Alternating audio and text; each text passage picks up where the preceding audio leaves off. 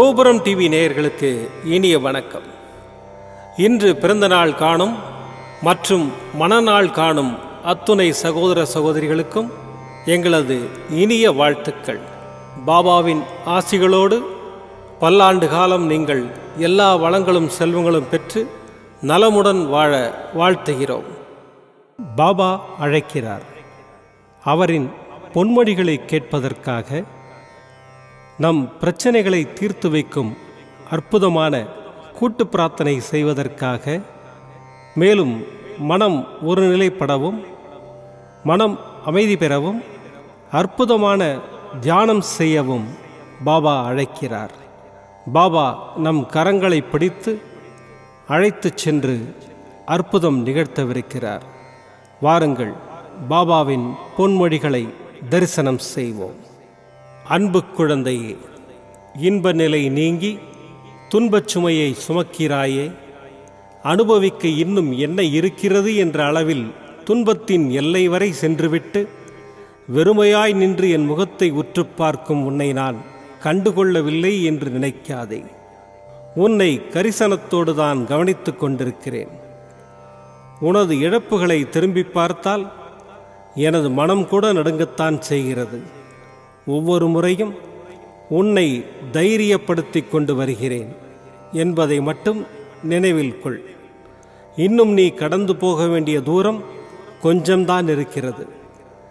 அதுவரை எல்லையற்ற பொறுமையோடு தீவிர நம்பிக்கையோடு உனது சுமையின் கனம் தெரியாமல் இருப்பதற்காக எனது நாமத்தை உச்சரித்தபடி இருந்து கொள். எனது சத்தத்தை உணர்வுள்ள நீ கவனித்து கேட்டு அதன்படி நடந்து கொள். அப்போது உனக்கு ஆறுதல் கிடைக்கும். எதற்காகவும் கவலைப்படாதே. நான் கூடவே இருக்கிறேன். எது வந்தாலும் நான் உனக்கு அருள் செய்ய காத்திருக்கிறேன். உன் சாயப்பா உன்னோடுதான் இருக்கிறேன். கவலைப்படாதே. ஓம் ஸ்ரீ சாய்ராம். பாபாவின் அற்புதமான பொன்மொழிகளை தரிசனம் செய்தோம். அடுத்த நிகழ்வு கூட்டு பிரார்த்தனை. நம் மனநலன் சார்ந்த பிரச்சனைகளுக்காகவும் உடல் நலன் சார்ந்த பிரச்சனைகளுக்காகவும் மற்றும் நம் அனைத்து விதமான பிரச்சனைகளுக்காகவும் சாய்நாதரிடம் கூட்டு பிரார்த்தனை செய்வோம். வாருங்கள், இந்த அற்புதமான கூட்டு பிரார்த்தனையை செய்வோம். பிரார்த்தனாஷ்டகம். 8 பிரார்த்தனைகள். சாந்தமான மனம் கொண்ட சாயிநாதரே, அறிவின் சிகரமே, அன்புள்ளம் கொண்டவரே, கருணை கடலே, உண்மையின் இருப்பிடமே, மாயை என்னும் இருளை அகற்றுபவரே, ஜாதி மத பேதங்களுக்கு அப்பாற்பட்டவரே, எங்களின் புரிந்து கொள்ளும் திறமைக்கு அப்பாற்பட்டவரே, அன்பின் இருப்பிடமே, ஷீரடி வாழ் இறைவனே, என்னை காப்பாற்றும், என்னை காப்பாற்றும். ஞான சூரியனே, ஞானத்தை வழங்குபவரே, பக்தர்களின் மனங்களில் உலவிடும் பரமஹம்சரே, அனைத்து நன்மைகளுக்கும் காரணமானவரே, தங்களை சரணடைந்தவரை காப்பவரே, படைக்கும் தொழில் புரியும் பிரம்மாவும் காக்கும் கடவுளான விஷ்ணுவும் நீங்களே. 3 உலகங்களையும் யுகங்கள் முடிவில் தன்னுள் ஐக்கியமாக்கிக் கொள்ளும் ருத்திரனும் தாங்களே. நீங்கள் இல்லாத இடம் இந்த பூமியில் ஏது? எல்லாம் அறிந்த இறைவன் நீங்கள். எங்கள் எல்லோரின் இதயங்களிலும் வசிப்பவரும் நீங்களே. எனது எல்லா குற்றங்களையும் மன்னிக்க வேண்டும் என்று வேண்டி கேட்டுக்கொள்ளுகின்றேன். அலை அலையாய் தொடர்ந்து வரும் சந்தேகங்களையும் மனமயக்கங்களையும் போக்குவீராக. நீங்கள் கோமாதா, நான் பிறந்த இளங்கன்று. நீங்கள் சந்திரன், நான் சந்திரகாந்த கல். தங்கள் பாதங்கள் கங்கை நதி. பணிவுடன் இந்த தாசன் உங்கள் பாதங்களில் தலை வணங்குகிறேன். உங்கள் கைகளை என் தலைமீது வைத்து ஆசை கூறுங்கள். என் கவலைகளும் துன்பங்களும் பறந்தோடட்டும். இந்த கணு தங்களின் தாசன். இந்த 8 துதிகளையும் கூறி நான் உங்களை சாஷ்டாங்கமாக நமஸ்கரிக்கின்றேன்.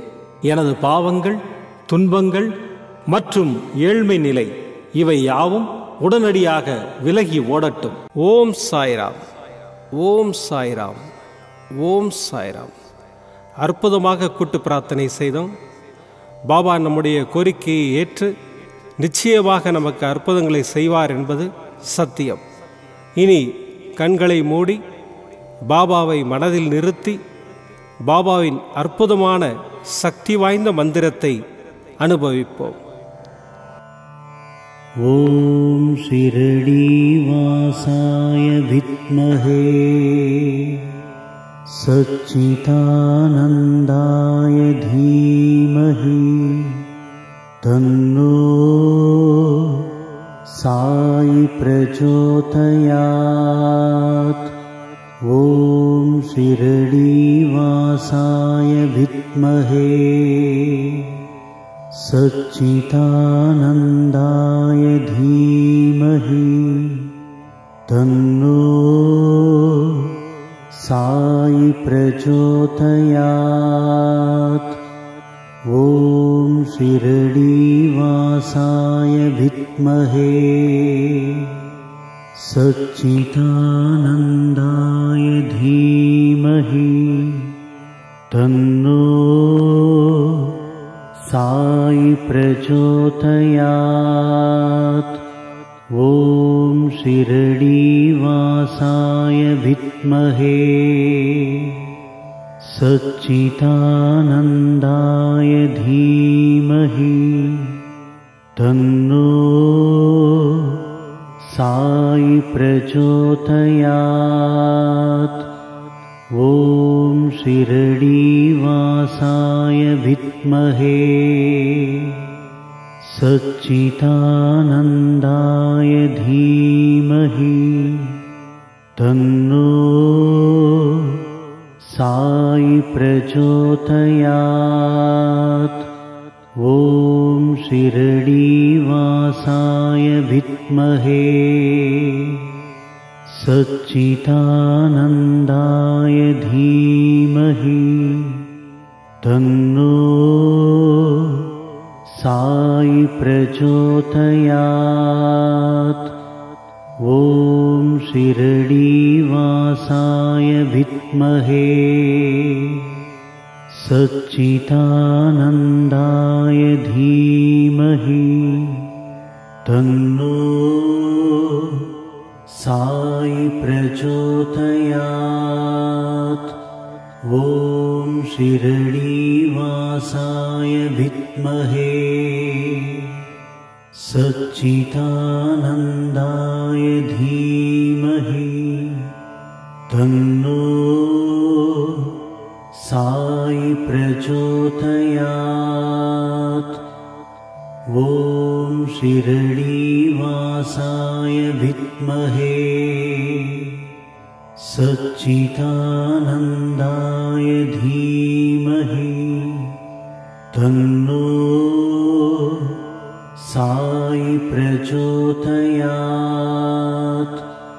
ஓம் ஷிரடி வாசாய வித்மஹே சச்சிதானந்தாய தீமஹி தன்னோ சாயி பிரச்சோதயாத். ஓம் ஷிரடி வாசாய வித்மஹே சச்சிதானந்தாய தீமஹி தன்னோ சாயி பிரச்சோதயாத். ஓம் ஷிரடி வாசாய வித்மஹே சச்சிதானந்தாய தீமஹி தன்னோ சாயி பிரச்சோதயாத். ஓம் ஷிரடி வாசாய வித்மஹே சச்சிதானந்தாய தீமஹி தன்னோ சாயி பிரச்சோதயாத். ஓம் ஷிரடி வாசாய வித்மஹே சச்சிதானந்தாய தீமஹி தன்னோ சாயி பிரச்சோதயாத். ஓம் ஷிரடி வாசாய வித்மஹே सच्चिदानन्दाय